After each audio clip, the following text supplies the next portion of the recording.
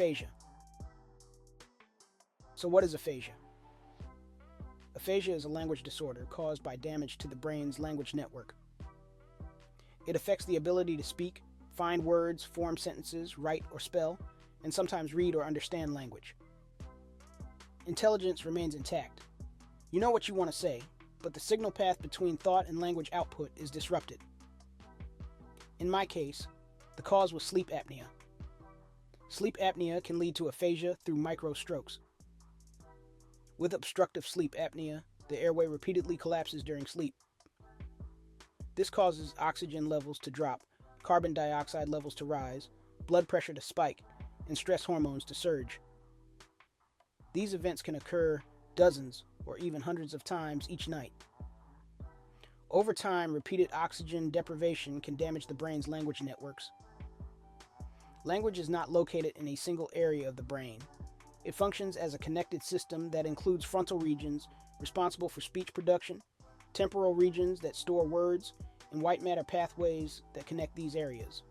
Micro strokes often damage these connections rather than destroying one specific region all at once. CPA, P therapy helps prevent further oxygen-related damage, reduces the risk of future microstrokes, and protects remaining brain tissue. However, damage that occurred before treatment may persist.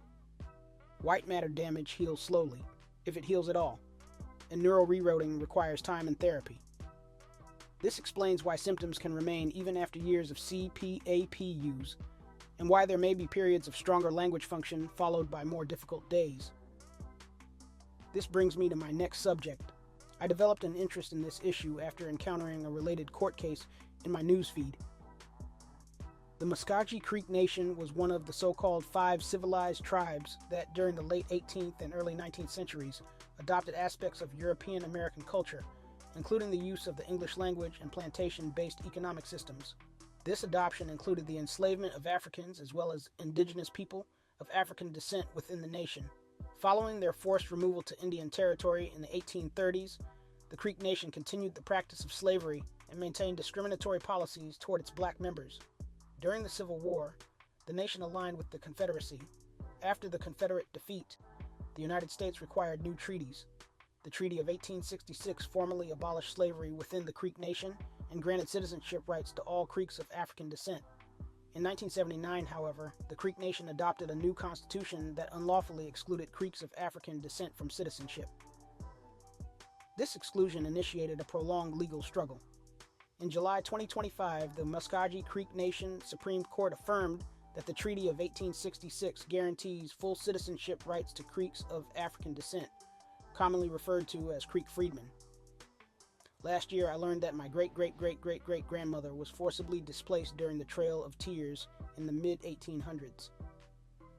I spent the summer researching the Dawes Rolls to trace my lineage within the Choctaw Nation, of which she was a member.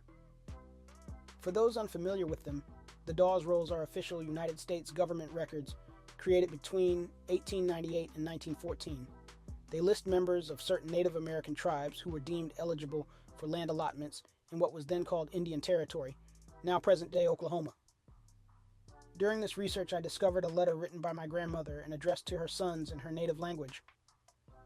As someone seeking to reconnect with my heritage and knowing that learning a new language or musical instrument can support brain recovery, I chose to learn Chata and Oompa so that I could read her letter myself. So, without further ado, Halito ishko chipisa.